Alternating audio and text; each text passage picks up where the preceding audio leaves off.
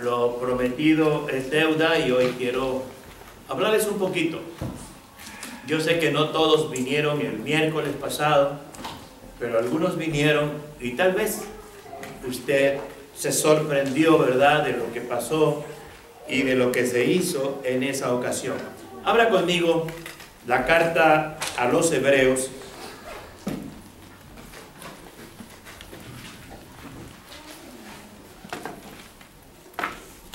La carta a los Hebreos, y vamos a abrirla en el capítulo 9.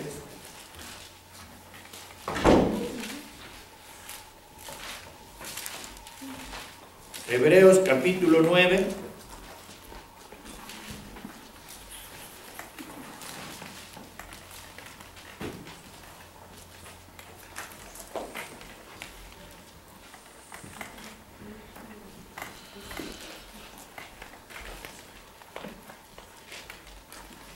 A partir del verso 7. Y vamos a leer hasta el verso 14. 7 al 14. Y leemos de manera antífona. Denme un amén si ya lo tienen. Faltan algunos todavía. Ese que no dijo amén hace ratito, ¿ya lo tiene? Todavía no. Amén. Ahora sí, ¿ya lo tienen? Ok. Leo el 7 y usted el que sigue. Y ustedes el que sigue. Pero en la segunda parte, solo el sumo sacerdote una vez al año, no sin sangre, la cual ofrece por sí mismo y por los pecados de ignorancia del pueblo. Dando al Espíritu Santo entender un hecho que aún no se había manifestado por el mismo lugar santísimo, entre tanto que la primera parte del tabernáculo estuviese ciega. Lo cual es símbolo para el tiempo presente, según el cual se presentan ofrendas y sacrificios que no pueden hacer perfecto en cuanto a la conciencia al que practica ese culto. Ya que consiste solo de comidas y bebidas, de diversas funciones y ordenanzas acerca de la carne, impuestas hasta el tiempo de reformar las cosas. Pero estando ya presente Cristo, sumo sacerdote de los bienes venideros, por el más amplio y más perfecto tabernáculo, no hecho de manos, es decir, no de esta creación. Y no por sangre de machos cabríos y de becerros, sino por su propia sangre, entró una vez para siempre en el lugar santísimo, habiendo obtenido eterna redención. Porque si la sangre de los toros y de los machos cabríos y las cenizas de la becerra, rociadas a los inmundos, santifican para la purificación de la carne. Cuanto más la sangre de Cristo, el cual mediante el Espíritu eterno se ofreció a sí mismo sin mancha a Dios, limpiará vuestras conciencias de obras rectas para que sirváis a Dios mismo. Padre, te agradecemos en esta hora la oportunidad que nos das de introducirnos en tu palabra después de haberte alabado y después de introducirnos en tu palabra, la oportunidad que nos das de clamar a ti poniendo en tus manos nuestras necesidades. En esta hora, mi Dios y mi Padre, te ruego por esta palabra que ha sido leída y que sirva para bien y fortaleza de nuestras vidas. Te alabo, Padre, por tu misericordia y por tu amor. Te ruego que escondas a tu siervo detrás de la cruz de Cristo y detrás de tu Espíritu Santo y habla tú en Cristo Jesús. Amén. Pueden sentarse, mis hermanos. Pueden sentarse. Bueno, como les decía, el viernes pasado estuvimos con la First Baptist Church en algo que ellos tienen como práctica. Y la razón por la que ellos lo tienen como práctica todavía hasta la fecha es porque ha venido como una especie de tradición entre lo que se llaman los anglosajones, ¿verdad? Se les dice anglosajones porque ellos vienen de allá de lo que se llama el viejo mundo, allá de Europa, de todos esos lugares bajos, ¿verdad? Que llegaron acá huyendo de la persecución del Vaticano. En realidad es la razón por la que este país fue poblado por ellos, porque venían huyendo de la persecución católica romana. Pero traían cierto tipo de tradiciones, ¿verdad? Cierto tipo de tradiciones que traían, y entre ellas traían lo que le llaman ellos Ash Wednesday, o miércoles de ceniza. Cuando yo pregunté el por qué ellos celebraban este día, simplemente me dijeron que era para recordar que nosotros no somos nada, que era para recordar los sufrimientos, la amargura, el dolor que teníamos en este mundo en el que estamos viviendo. Al principio el plan era que yo predicara, pero parece que esta persona estaban recibiéndola o algo y prefirieron que él predicara, y entonces me invitaron a hacer algo que yo nunca he hecho en mi vida. Recuerden los que estuvieron tomando discipulado 101, 202, 301, perdón, y 401.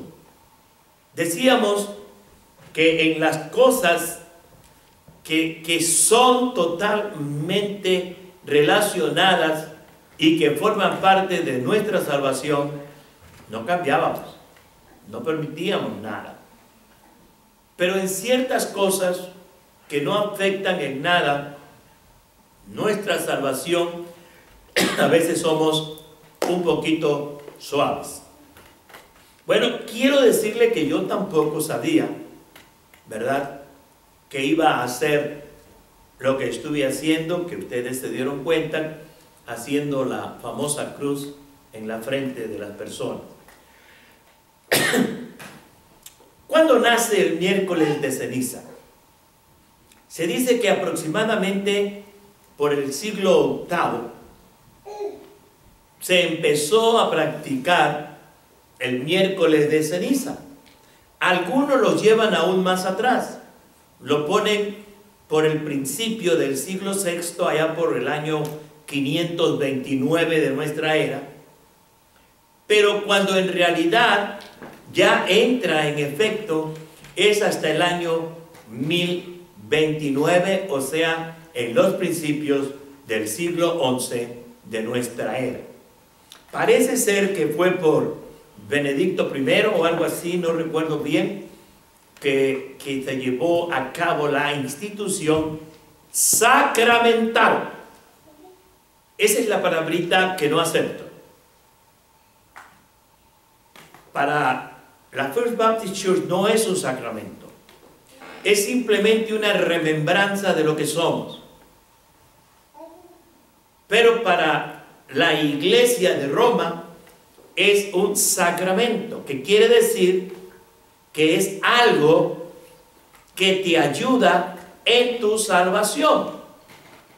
Falso, porque la Biblia es clara que es solo por Jesús y nada más por Jesús que nosotros somos salvos. No es por las buenas obras que hagas, no porque seas bueno o seas malo, no porque eres rico o pobre, no, es simplemente por la gracia de Dios que entregó a su Hijo a morir por nosotros en la cruz del Calvario y derramar su sangre para que tú y yo por Él fuéramos salvos. No es un sacramento, es una práctica, es una tradición, pero no pasa de ahí. En primer lugar, porque en ninguna parte de la Biblia usted lo va a encontrar. En ninguna parte de la Biblia usted va a encontrar la práctica de ponerse una cruz de ceniza en la frente. En la Biblia, y especialmente en el Nuevo Testamento, se habla mucho de la semilla, de la ceniza relacionada con el silicio. Cuando alguien estaba de luto, por eso es que las cenizas y el silicio tienen que ver con el sufrimiento, tienen que ver con las desgracias, o tienen que ver cuando realmente están avergonzados y están pidiéndole a Dios que los perdone de sus pecados cometidos, y entonces ellos en señal de verdadero arrepentimiento y de verdadero deseo usaban las cenizas. ¿Qué es el silicio? El silicio es una ropa tosca. Se dice que mayormente era de cabra, de piel de cabra. Era una tela que en realidad era tan rasposa que lastimaba el cuerpo. Es posible que de ahí los monjes hayan sacado el flagelar sus cuerpos, golpeándolos, porque este cuerpo no es digno y tiene que estar siendo golpeado constantemente para que se humille. Bueno, el silicio normalmente era esa vestidura de piel de cabra pintada de negro. Es por eso que en nuestros días es la práctica de que las personas se visten de negro. Las personas se visten de negro. Mi madre no tenía vestidos negros. Ella decía que los negros solo lo usaban los viejos. Así que ella nunca usó ropa negra. Por lo tanto, el día que uno de sus nietos falleció, pues no encontró ropa negra, así que se tuvo que poner lo que tenía. El miércoles de ceniza se da en este tiempo. Primero viene el carnaval, que empieza un martes. Y son 8 días de carnaval, de martes a martes. Y el miércoles es cuando vienen, ¿verdad?, a pedir la cruz de ceniza, pero ellos no vienen con el propósito que aún en la Iglesia Católica tiene la ceniza. El propósito de esa cruz de ceniza es recordarnos que del polvo fuimos formados y que al polvo volveremos. Eso es aún en la Iglesia Católica, pero en realidad la gente lo ha visto como una manera de algo que le perdona todos los horrores, todas las cosas horribles que hicieron durante el carnaval. El miércoles de ceniza es lo que llaman el inicio de, ¿cómo se dice? De padecer, pero hay otra palabra, de ayuno, de sentirse totalmente mal por el pecado. Ahí empieza precisamente lo que llamamos nosotros la cuaresma. Son 40 días, empezando el miércoles de ceniza hasta el día de la Pascua. El miércoles de ceniza fue la semana pasada, o sea, fue el 22 ¿de qué? De febrero. Ahora cuente usted 40 días a partir del 22 de febrero, y usted encontrará que la Pascua es el sábado 7 y después el domingo 8 de abril. Es lo que nosotros llamamos resurrección. Y es exactamente así. El año nuevo judío, este año va a empezar en marzo 23. La Biblia dice que en el mes de Nisan, que antes se llamaba de otro nombre, pero precisamente estando en Egipto, cuando celebraron la primera Pascua, Dios le cambió el nombre y le puso Nisan, que significa también principio, o el primero. Y Dios le dijo que el mes de Nisan es el primer mes del año. Y dice que el día 10 de Nisan, que vendría a ser aproximadamente, ¿verdad? Si el 23 es el año, el inicio del año, 23 de marzo, entonces quiere decir que los 10 días se cumplen el día 2 o 3 de abril. De ahí tienen que pasar 4 días. El 2 de abril. De ahí tienen que pasar 4 días, que es el sábado, cuando se celebra la Pascua. Jesús resucita el día domingo, que es el 7, o domingo 7 o domingo 8, no estoy muy seguro todavía. Ahora, la Pascua se iba a celebrar ese sábado. Jesús celebró la Pascua adelantada con sus discípulos. Recuerde, él fue el jueves que celebró la Pascua con sus discípulos. Y la razón por la que cuando Cristo fue crucificado, lo bajaron rápidamente de la cruz una vez que estaba muerto, era porque ya era aproximadamente entre las 4 y las 5 de la tarde judía, y a las 6 de la tarde empezaba ese sábado que se llamaba, cuando la Pascua cae en sábado, se llama Sabbat de Sabbat. Es un sábado especial.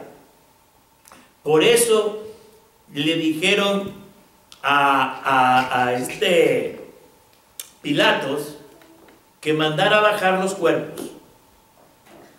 ¿Por qué? Porque al otro día era la Pascua. Quiébrale las piernas, pero como vieron que Jesús ya estaba muerto, lo que hicieron fue clavarle una lanza en su costado, y dice la Biblia que salió sangre y agua, dando a entender que Jesús estaba muerto. Entonces el miércoles de ceniza es el inicio donde la gente está flagelando, golpeando su cuerpo para entrar en la cuaresma, en lo que se llama el ayuno cuaresmal.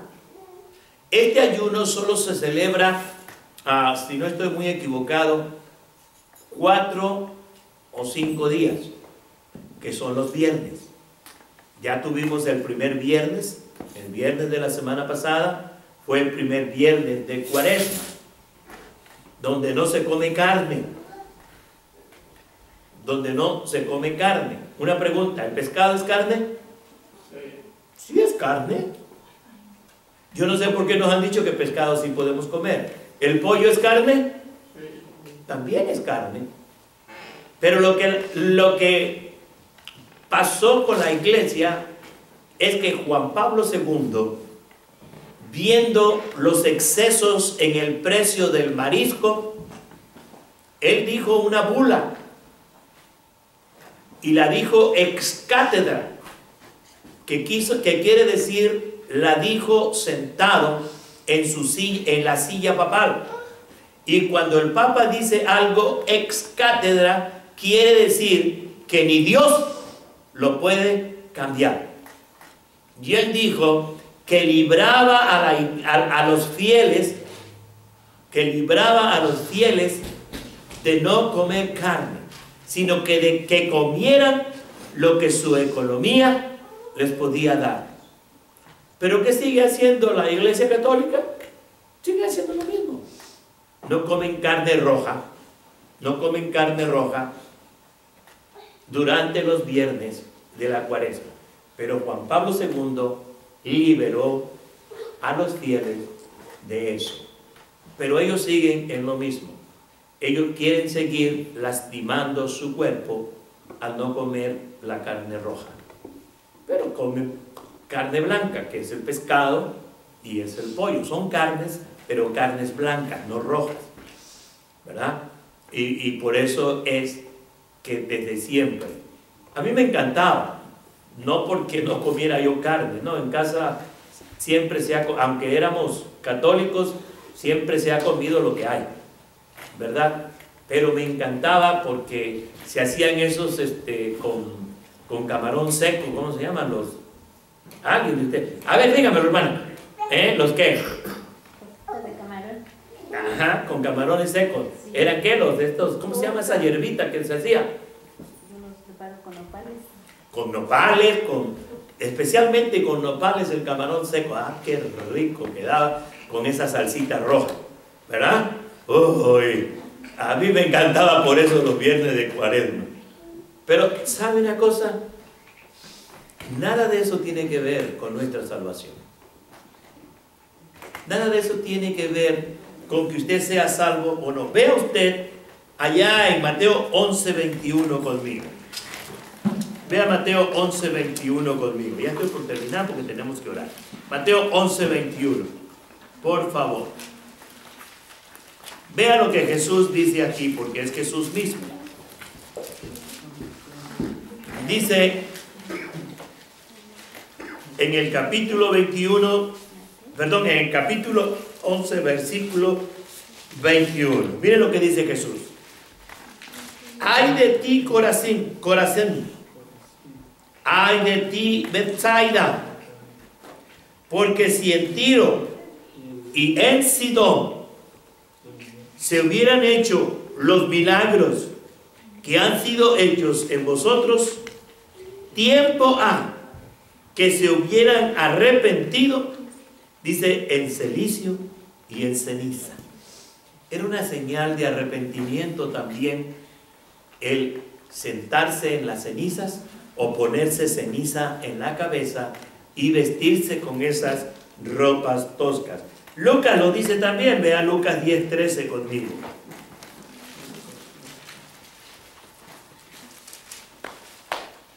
Vea Lucas capítulo 10, versículo 13 conmigo. Dice el verso 3 del capítulo 10 de Lucas, 13, perdón, dice: ay de ti, Corazín, ay de ti, Betsaida, que si en Tiro y en Sidón se hubieran hecho los milagros que se han hecho en vosotros, tiempo ha, es lo que quiere decir, que sentados en cilicio y ceniza se habrían arrepentido. Recuerde, cuando algo pasaba dentro del pueblo de Israel y veían que Dios se había alejado de ellos por causa de su pecado y de su idolatría, el pueblo se vestía de cilicio y ceniza. Los reyes llegaban a rasgar sus lujosas vestiduras en señal de duelo, en señal de tristeza, en señal de amargura. ¿Pero qué nos ha dado a Dios? Dios a usted y a mí. Vea conmigo el Salmo 30, 11 y 12. Salmo 30, 11 y 12.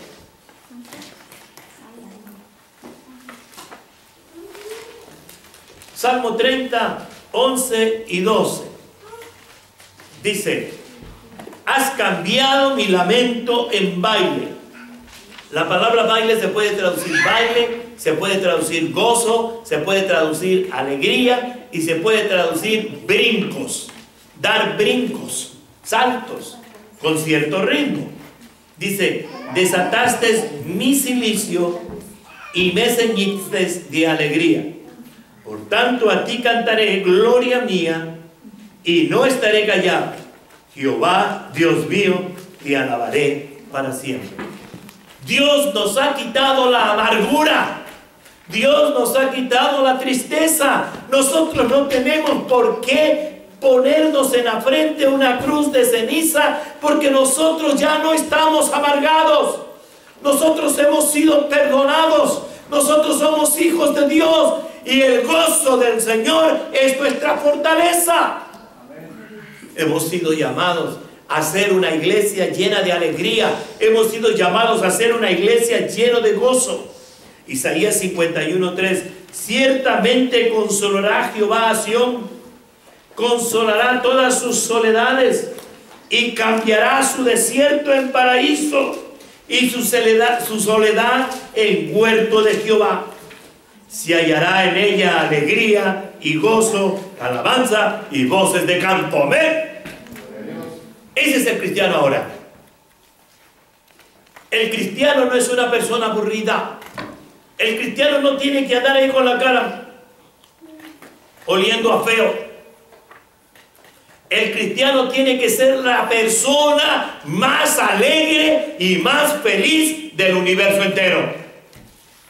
Ya nosotros no tenemos por qué recordar la amargura del pasado.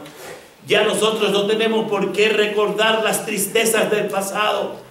Hoy hay gozo. Y mire por qué hay gozo. Isaías 53:4-5. Ciertamente llevó Él nuestras enfermedades y sufrió nuestros dolores. Y nosotros le tuvimos por azotado, por herido de Dios y abatido. Mas Él herido fue por nuestras rebeliones, molido por nuestros pecados. El castigo de nuestra paz fue sobre Él, y por su llaga fuimos nosotros curados. Si Isaías 53 nos dice la razón por qué usted y yo debemos ser las personas más alegres, las personas más felices, porque Cristo en la cruz se llevó nuestras amarguras. Cristo en la cruz se llevó nuestro dolor. Cristo en la cruz se llevó nuestro pecado. Cristo Jesús nos libertó de todo llanto y tristeza para poner en nosotros la alegría y el gozo de los hijos de Dios. Y por último, vea esto. Y llegó la noticia hasta el rey de Nínive, y se levantó de su silla, se despojó de su vestido y se cubrió de cilicio y se sentó en cenizas. Jonás 3:6. Cuando Jonás empezó a predicarle a Nínive, porque no quería predicar, porque no quería que Nínive fuera salvada por Dios. Dice que cuando Jonás empezó a predicar, oiga, no empezó a predicar lo que tenía que predicar, sino que empezó a predicar y decirle, de aquí a tantos días Dios lo va a destruir.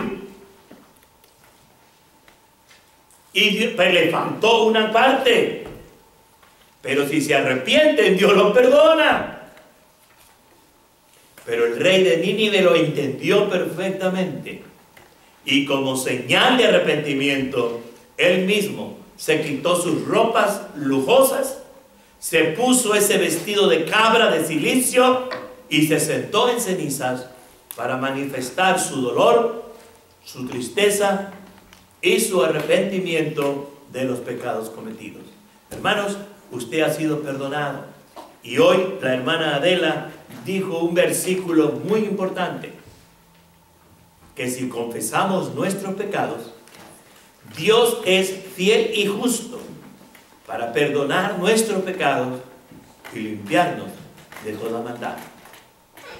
Y la Biblia dice que si decimos que no hemos pecado, lo hacemos a Él mentiroso, porque no creemos a su palabra. Usted y yo somos pecadores, pero pecadores perdonados.